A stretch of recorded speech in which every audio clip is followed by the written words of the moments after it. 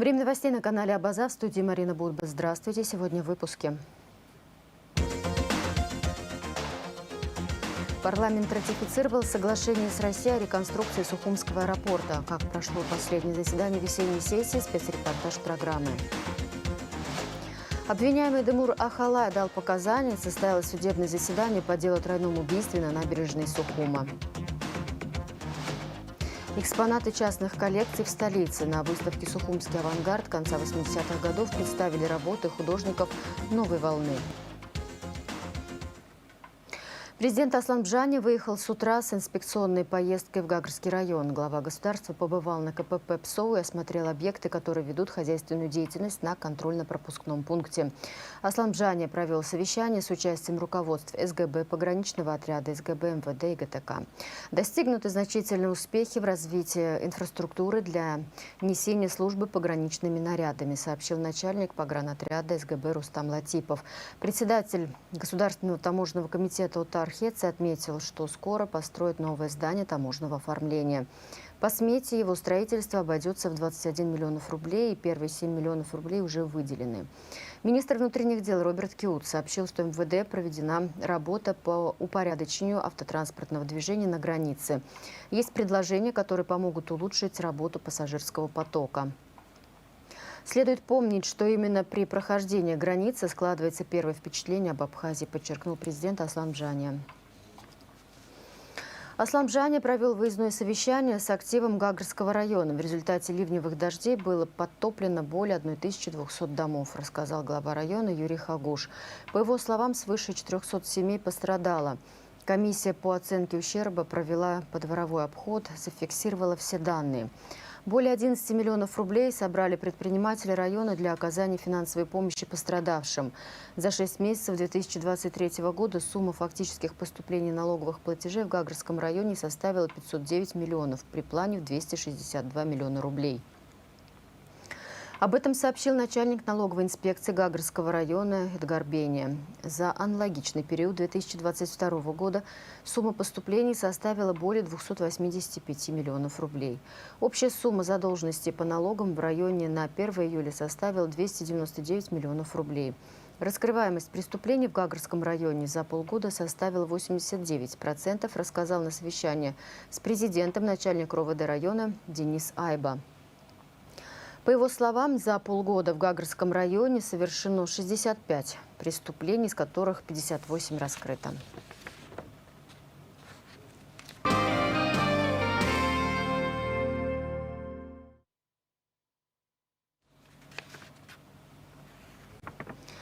Ратифицировано соглашение с Российской Федерацией о реконструкции аэропорта. Внесены изменения в налог на добавленную стоимость. Добавлены новые статьи в Уголовный кодекс. Депутаты провели последнее заседание весенней сессии. Подробности в репортаже Леонора Гилаян.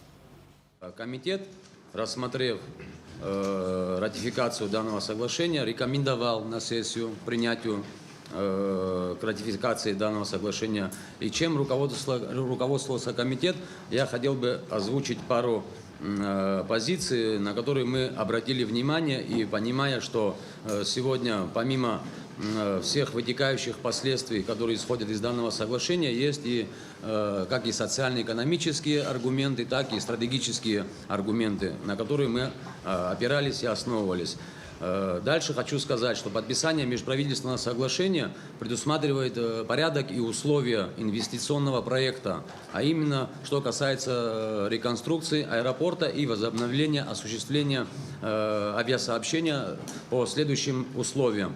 Значит, первая очередная задача касается того инвестора, юридического лица российской стороны, которая изъявила желание реконструировать наш аэропорт и возобновить авиасообщение. Проводя консультации с правительством, мы знаем, что сегодня есть ряд заявок, то есть это не один инвестор, который изъявил желание вложить в этот данный проект. Сегодня уже на рассмотрении находятся две заявки. Помимо этого, определение российского юридического лица, то лицо, которое будет инвестировать в данный проект, будет осуществляться путем проведения отбора. То есть будет создана межправительственная комиссия, которая по определенным критериям будет выбирать, кто из инвесторов больше подходит для того, чтобы реализовать на территории Республики Абхазия данный проект. Подписание с инвестором соглашения предусматривает также государственно-частное партнерство. Это значит, что Республика Абхазия будет подписывать отдельный договор с инвестором, с юридическим лицом, который будет осуществлять эту деятельность правительства Республики Абхазия. Да. И в этом документе будут отображены все внутренние механизмы работы данного соглашения. То есть есть определенные статьи, которые сегодня мы видим, но регламентирующим документом будет государственно-частное партнерство и мастер-план, который будет принят в течение 20-30 дней после ратификации нашего соглашения, о котором мы сегодня ведем речь. Репортаж о последнем заседании весенней сессии парламента смотрите после новостей. Депутаты Гулрыбского районного собрания обратились к спикеру парламента Абхазии. Пройдя трагедию XIX века, массовую депортацию, массовое заселение, этнический, культурный, языковой геноцид, абхазы смогли восстановить свою государственность, отмечается в обращении. Поэтому абхазское государство является гарантом защиты языка, идентичности и культуры абхазского этноса. Законопроект о правовом статусе апартаментов не отвечает интересам абхазского народа. Существенные изменения демографического положения не в пользу коренного этноса. Считаем подрывом национальных интересов и ослаблением национального государства. Поэтому выражаем вам полную поддержку в отзыве данного проекта, подчеркивается в документе.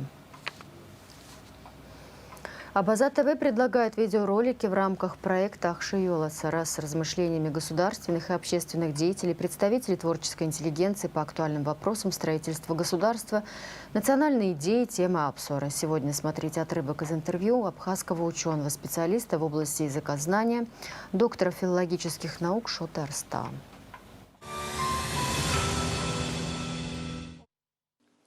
Президент Сиал Ходзуста Залаки Дунихан Гера Дахинзо и Хаймерштроп Мчиси Муажларым Шаку. И Хадалархит Рымчира Иртит Рымчира Зиртаз Абридаре Ирцхра Разаха Ирадрцхра Разаха Дрирухус Хайзаразов Ири Хайхамацара Азаха значит Ихайр Хоразагзм Зиртаз Насики Югуянам Гароп Дезуста Залаги Абри Яхабара Неолаги Нас Яхараги и Хуяцдогота Гиотава. Абри Хузакалова Налагалаги. Загреха Схуха Заб, Загреха Сейздрозаб, Азгизара Тахзам, Семацара Збиркалотха. Абас Югуяна Гаралот, Обас Югуяна Ганахос, Уи президент Гилан, Обас Хит. Усхат. Я сейчас президент с Далхума дочекала, Далхума и Хабаритома, Мчисимо, Ажларым Шаку, Наски, Ажларым Зиртаз, Даражлар, Ирохошагайзаразоп, и Хамацара, Яхошагайзаразакум, Наски, Симацаразаки, Збот, Хадимцадзиква, Ахшила Царагамзадзаква, а уехать Хаймур Галадзом, Ахши Лацатуп и Найки, Ацаратахоп, Урабрия Бас Гуитоп, Шпажбо, Хацатум, Хабас Хазаша Хама Палахатшоп, Ахуха Шахама Бабас Цару, Бабас Тепшару Багумзар, Сайсхит, Якаларов, Тавас Деналага. Нас демьохкайто поянаго спало по собі.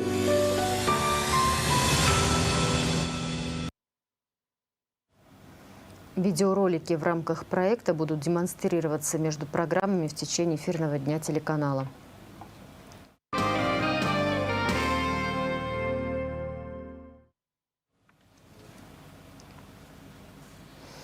Министр иностранных дел России Сергей Лавров поздравил министра иностранных дел Абхазии Нала Ардзинба с днем рождения. Лавров выразил уверенность в том, что активная деятельность Ардзинба на посту главы внешнеполитического ведомства будет способствовать укреплению международных позиций Абхазии. Поздравление имениннику прислал и государственный секретарь Союзного государства России и Беларуси Дмитрий Мезенцев. Об этом сообщается в телеграм-канале медиацентра МИД Абхазии. Подсудимый Демур Ахалай дал показания по делу о тройном убийстве на набережной. Он подтвердил, что в течение нескольких дней после убийства подсудимый Беслан Бганба скрывался от милиции у него дома. При этом факт наличия у него ранения отрицает. Также Демур Ахалай отрицает, что в начале октября покупал Toyota Mark II, на которой передвигались преступники. Материалы дела, согласно которым продавец машины и свидетель сделки опознали его как покупателя, подсудимый называет фальсификацией. Подробности у Надежды Боровиковой. Подсудимый Демур Ахалай дал показания в суде по делу о тройном убийстве на набережной. Он обвиняется в участии в вооруженной группе и совершаемых ею нападениях, в подготовке и покушении на преступление, незаконном приобретении, передаче, сбытии, хранении, перевозке или ношении оружия группой лиц по предварительному сговору, а также в убийстве 2 и более лиц, совершенном организованной группой общеопасным способом. Кроме того, коллегия судей признала его ответчиком по гражданским искам потерпевших Майи Братухиной и Отари Заранди о возмещении материального ущерба общей суммой около 100 тысяч рублей. Подсудимый Демур Ахалай виновным себя не признает. По каким статьям себя виновным не считаю. По всем пунктам отношения ни к чему не имею. Никакой банде ранее не состоял. Сейчас не состою. Ни в какую банду меня никто не привлекал. На вопросы гособвинения Демур Ахалай отвечать отказался в связи с недоверием представителям прокуратуры. Адвокат Автандил Чкадуа ходатайствовал о вызове в зал суда подсудимого Беслана Бганба, который был ранее удален до прений сторон, но суд отказал в удовлетворении. Адвокат Автандил Чкадуа объяснил, что вопросы подсудимому Демуру Ахалаю он будет задавать по протоколам его же допросов, проведенным в ходе следствия. Подсудимый рассказал, что более 12 лет работал в службе госбезопасности, а последний год перед задержанием ухаживал за тяжело больным отцом. Кроме того, он рассказал, что из всех подсудимых, кроме родного брата Дату Ахалая, был знаком только с Бесланом Бганба. С Эриком Чкадуа я не знаком, слышал так, Эрик Чкадуа, его имя, фамилия слышал, так лично не знакомились. А за Влад Бастана вообще про него и не слышал, что такое человек. Бганба знаком был. Я сейчас конкретно в каких обстоятельствах не помню, но скорее всего через брата. А почему через брата? Они как, соседи или кто? Вот, знаете ли? Ну, они ранее знакомые были, наверное, я так думаю. Сейчас момент именно где, в каких обстоятельствах, я не могу сказать. Не можете сказать. И то его видел более, там, 3-4 раза. Общего никогда ничего не имел, в жизни не созванивались друг друга, никогда не искали, общих интересов не было никогда. Репортаж из зала суда по делу о тройном убийстве на набережной смотрите после новостей. Прокуратура Сухума возбудила уголовное дело в отношении Ахрыт Кибучава, сотрудника МВД Республики Абхазия, за мошенничество, совершенное с использованием служебного положения. Мизана Богатели и Эрика Мато за грабеж, совершенный группой лиц по предварительному сговору в крупном размере. Об этом сообщается на сайте Генпрокуратуры. 18 июля Мато и Богатели, представляясь сотрудниками милиции, угрожая расправой, отняли у гражданина Туркменистана Сапарова 68 600 рублей. В тот же день Мато, Богатели и Ткибучава, обманув 2 граждан Узбекистана, отняли у них 5000 рублей. Подозреваемый Богатели вину признал. Ткибучава и Мато отрицают свою причастность к инкриминируемым преступлениям. В отношении всех подозреваемых Сухумским городским судом избрана мера пресечения в виде заключения под стражу сроком на 2 месяца.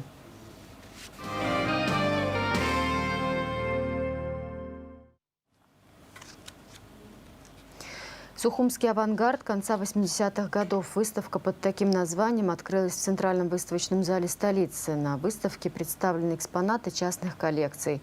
Это работа от Гура Дзидзари, Виссариона Цвижба, Александра Семенцова, Евгения Котлярова, Сергея Сангалова, Алексея Шарвашидзе, Ахра Аджинджал, Александра Байджана, Валерия Аркани, Ливарсы Будба.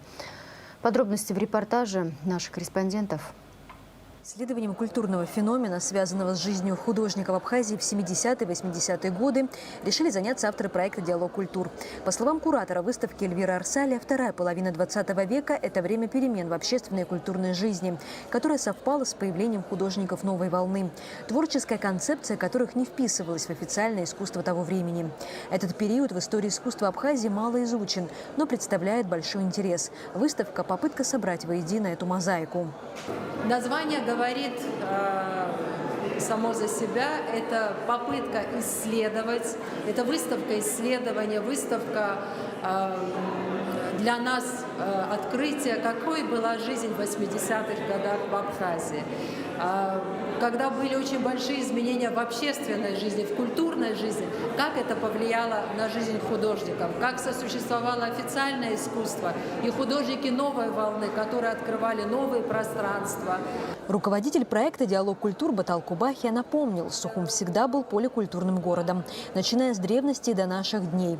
Особенность 70-х и 80-х годов в том, что в то время в Абхазии сформировалась группа художников, которые создали особую богемную атмосферу в Сухуме. Это проект «Диалог культур».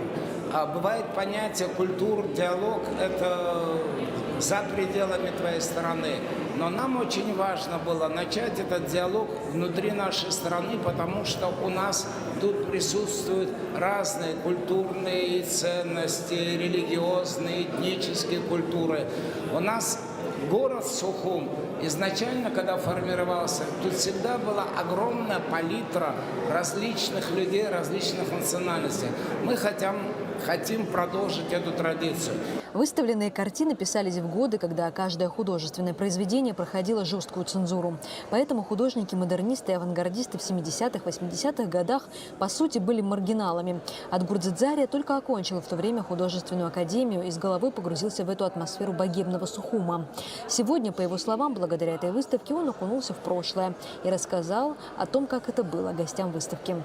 Эта атмосфера, она, как сказать, она не так уж вот бурлила и была на поверхности, но она была. Это была такая маргинальная жизнь, такая маленькая, повернутая внутрь. И надо просто знать, как устроена была тогда система, что ты нигде не мог показать своих работ. Потому что работы показывались только в официальном помещении, вот в данном случае вот этот же выставочный зал, и все. И ты нигде не мог их выставить. Вот как сейчас сидят на панели и рисуют картинки, продают, этого абсолютно нельзя было. То есть все было перекрыто. И вот в этих условиях все-таки теплилась вот эта вот такая художественная жизнь. И в нее входил вот ряд художников, которые, вот это даже, вот почему еще такой модернизм, потому что они как бы погранично, они пытались и для зала тоже что-то вот для выставок делать, то есть, но искренние свои работы они не могли нигде показать. Главный интерес вызывает тот факт, что все эти картины принадлежат коллекционерам. Не просто было доставить в центральный выставочный зал каждую из них. Увидеть их в общем доступе – большая редкость и удача.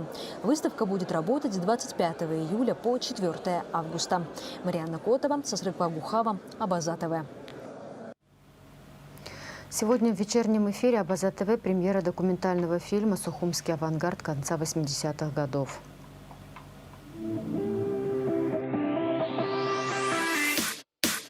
Но именно вот эти безумные идеи, культурные, политические, общественные, научные, которые здесь обсуждались, стали потом достоянием нашей страны со временем. Но тогда мы об этом не думали.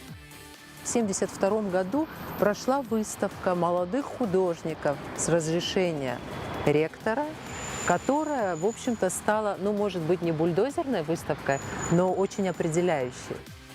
Общий рефрен, да, всех тех, которые приходили. Живая живопись, свежая, живая. Процессы начинаются раньше, чем им дают имя. Да? Имя позже появляется, поэтому никто не знает, что это оказывается авангард. Но он, естественно, с появлением каких-то фигур. Творческий подход, он отличался.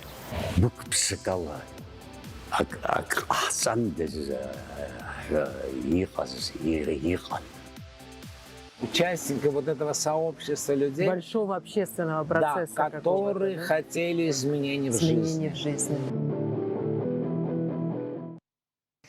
Сегодня исполнилось 90 лет со дня рождения ученого и педагога Людмилы Кубахи. Людмила Арсеновна более 40 лет проработала на кафедре русской и зарубежной литературы АГУ, сообщает пресс-служба вуза.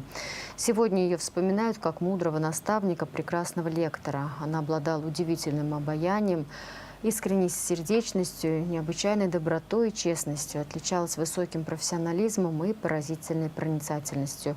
Людмила Арсеновна всю свою сознательную жизнь связала с педагогической деятельностью сначала в Сухумском пединституте, а затем в Абхазском государственном университете. В ее трудовой книжке указано одно единственное место работы – кафедра истории русской и зарубежной литературы. В последние годы своей жизни Людмила Кубахи принимала активное участие в работе отдела учебников при Институте педагогики Республики Абхазия. Ее не стало в 2007 году. Но до сих пор ее вспоминают с необычайной теплотой как коллеги, так и бывшие ее студенты. 25 июля исполнилось 85 лет со дня рождения Владимира Ацнария, литературоведа, критика, переводчика. Доктор филологических наук, лауреат Государственной премии имени Гуля Владимир Ацнария писал на абхазском и русском языках, владел грузинским и немецким языками, внес значительный вклад в развитие абхазского литературоведения и критики. Автор большого количества научных и литературно-критических статей о творчестве Дмитрия Гуля, Ио Когония, Баграта Шинкуба, Алексея Гогуа и других. Ацнария перевел на абхазский язык трагедию Софокла «Царь Эдип», комедию Чехова «Вишневый сад», многие произведения Пушкина, Гёте. 29 июля в вечернем эфире Абаза ТВ смотрите передачу «Амчимш Агвейсипш» из архива Абаза ТВ, подготовленную к 80-летию абхазского ученого в 2018 году. Анонс предстоящих событий Абхазии лето 1993 года. Завтра была победа. Выставка фотографий абхазского ученого-лингвиста Вячеслава Чирикба под таким названием откроется 27 июля в Центральном выставочном зале Сухума в 13 часов. В завершении выпуска прогноз погоды. –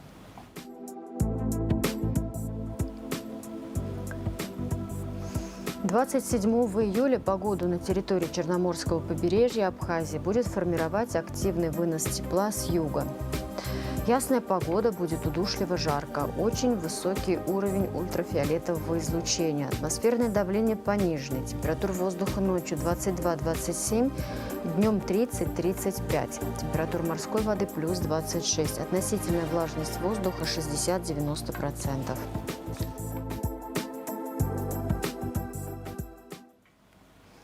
На этом пока все. За развитием событий следите вместе с нами. До встречи.